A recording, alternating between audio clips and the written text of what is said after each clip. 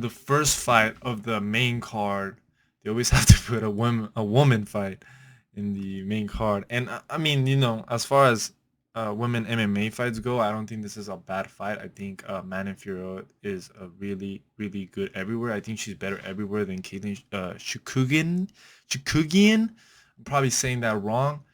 Chukugian, but I think Caitlyn knows how to win. She always gets that decision win, and she's able to pull out those decisions even if her opponents seem to be a lot better than her everywhere. She knows how to win fights, but I just think Brandon Fiorot is just better everywhere. I think she hits hard, and I'm gonna go with Brandon Fiorot by like a round two TKO. That is my official pick for this fight. I'm not gonna go into detail. It's just my predictions. Just kind of want to get them out of the way. Um, the next three fights, I think the next four fights, I'll probably go into detail a little bit more. Okay, this fight has the potential to be fight of the night. It's actually one of the fights that I feel like people are not talking about, and I don't see that much buzz about this fight. But I'm extremely excited to see Benio Dariush versus Mateusz Gamrot. I'm just gonna say Gamrot because I don't want to, I keep mispronouncing these names. These I feel for Bruce Buffer. I really do. And you should see the early prelims. Those names are super hard to pronounce.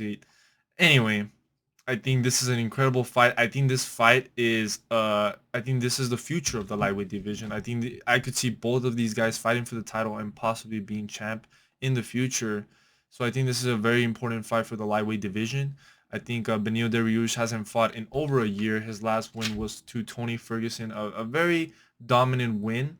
But he has been inactive, and that does concern me a little bit, just because Gamrot has fought twice in this past year. He fought Armin Saruki, very very close fight, but that was a super skilled high level fight, and I just think, man, I like Benio Dariush. I think his grappling is really good, but Gamrot is also really good. But if I'm being honest, I think Benio Dariush kind of waited too long, and I'm not entirely sure why he didn't fight. I'm not sure. I mean, I know that he was gonna fight Islam Makhachev, and then he pulled out due to an injury. So he's coming off an injury, but I'm gonna go with Gamrot. I'm gonna go with Gamrot here.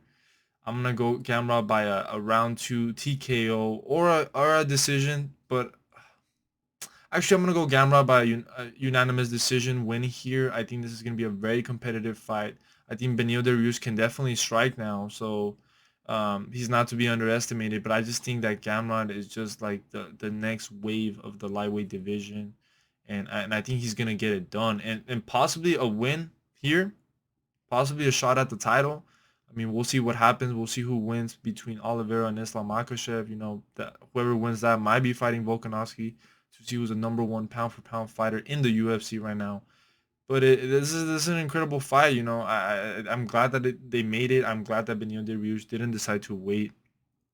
Um, but props to Benil Dariush, because I think stylistically he would have had a better chance against somebody like Poirier, a Chandler. And this is a very hard fight. But I think if Benil Dariush wins this fight, um, he cannot be denied that title shot. He absolutely should fight for the title next. But I'm gonna go. Man, these fights are so hard to pick. Very very competitive fights. What a great card we have here. But I'm gonna go with Gamrot by unanimous decision win. So the wild card fight of the night, I actually already have made a separate video talking about this fight and why I believe that Sugar Sean O'Malley has a chance, and I actually see a path to victory here, and I see him getting it done. So make sure to check out that video.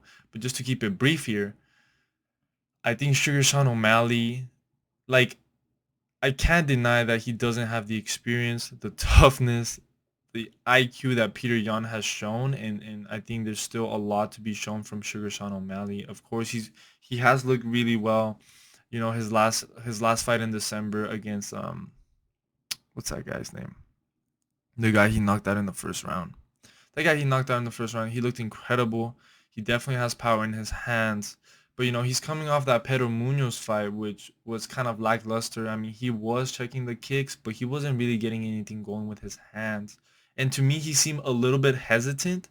I don't know if the moment got a little bit to him, but also Pedro Munoz was kind of being, pretty conservative in that fight too. So, I mean, he didn't look that impressive, but I do believe that Peter Yan might be underestimating O'Malley here, and I could definitely see O'Malley getting like a decision. I don't see a finish from either guy, and if I see a finish, I'm more leaning to Peter Yan.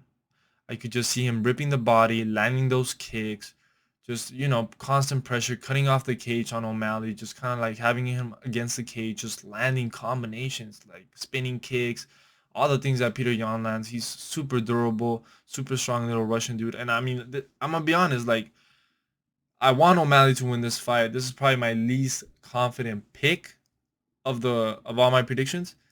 But I have to go with my boy. I think O'Malley's gonna win by decision, 29-28 decision. He's gonna get it done, and then he's gonna fight for the title, and we'll see who that is. And thankfully, we'll know who that is right after that fight.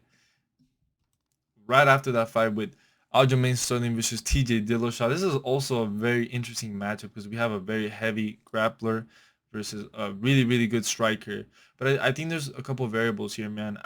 This fight is very interesting too because I've heard takes where like people think that Aljamain is just gonna like school him, and some people lean very strong into TJ Dillashaw where they just think that man, Aljo's just gonna get whooped. And I think this is also a very, very difficult fight to predict just because one, I think Aljamain Sterling looks like he's at his prime. He looks confident. He looks really strong. TJ Dillashaw is coming off a year off layoff from a fight that most people thought he lost against Corey Sandhagen. So that plays a factor. The fact that he is a little bit older. He's been through a lot of wars. We'll see how durable he is, but in the striking, he just levels above Aljamain Sterling. And I think this fight is really gonna come down is TJ Dillashaw able to stuff the takedowns? And if he is, then he should have an easy path to victory here. But I think Aljamain Sterling, his striking is also a bit underrated. I think his constant pressure I think could give TJ Dillashaw problems, but I could also see Aljamain just getting caught by something. Oh my god, this is hard. I think Aljamain Sterling is gonna get it done by like a close split decision victory. I think he's gonna be a backpack. He has embraced being a backpack, and I think he's gonna get it done. I could see. I don't really see a finish by Aljamain Sterling from Aljamain Sterling here.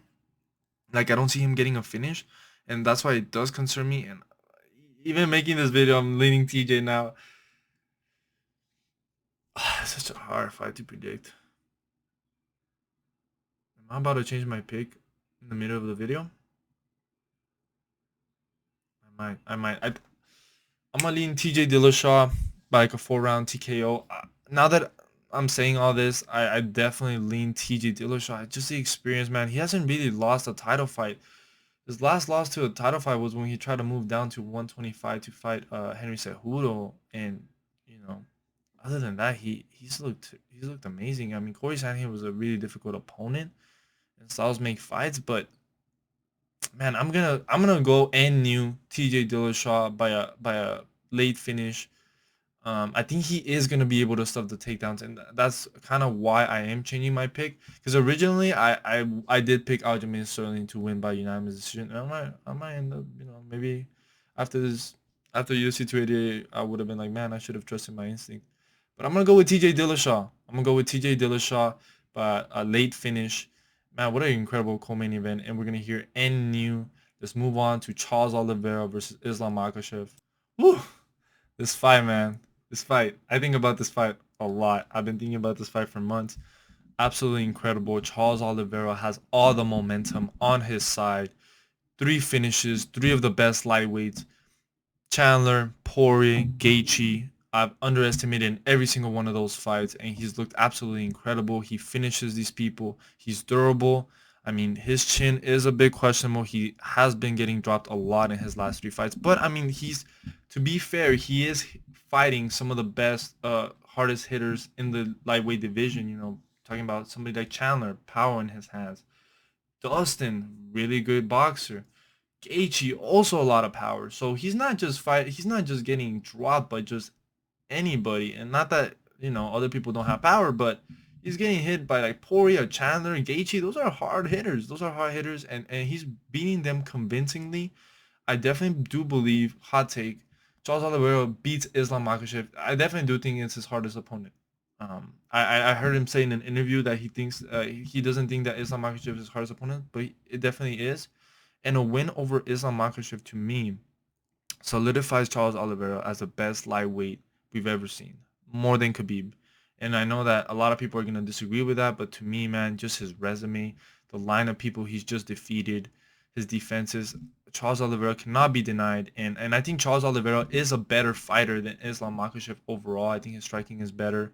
But I do think Islam Makhachev is like at his prime, and that wrestling and his strength, and he has good striking defense that I don't see a lot of people. I know he has been knocked out in his career, and Charles could definitely crack him. But I could see a path for Islam Makhachev where he just dominates Charles Oliveira for 5 rounds, where he just keeps him down, holds him down. I don't really see him finishing Charles Oliveira. I really don't. But I don't know. I also don't see Charles Oliveira like getting a submission, which is weird. A lot of people do see that. I don't. I think my pick for this is gonna be a Charles Oliveira TKO in the second round. I think I could definitely see something like along the lines of that Chandler fight where he catches Islam Makhachev with like a left hook or something, and Islam Makhachev just gets down. And also, I just think that Charles Oliveira has been on the spotlight. I mean, he's fought so many people in just the past 18 months. It's insane, and I think he's at his prime. And I don't know how Islam Makhachev is gonna handle the pressure, man, because he has the pressure of Khabib's legacy, that hype around that. He hasn't really fought a top 10 lightweight, and his last two wins were people on that fought him at last notice: Bobby Green, Dan Hooker. You know, um, so we don't really like. That's why I did want to see that Benil Dariush versus Islam Makhachev fight. I think we would have learned more where Islam Makhachev is, his level is. But I mean, he's an incredible fighter too. Islam Makhachev is an incredible fighter as well. This is such a hard fight to pick.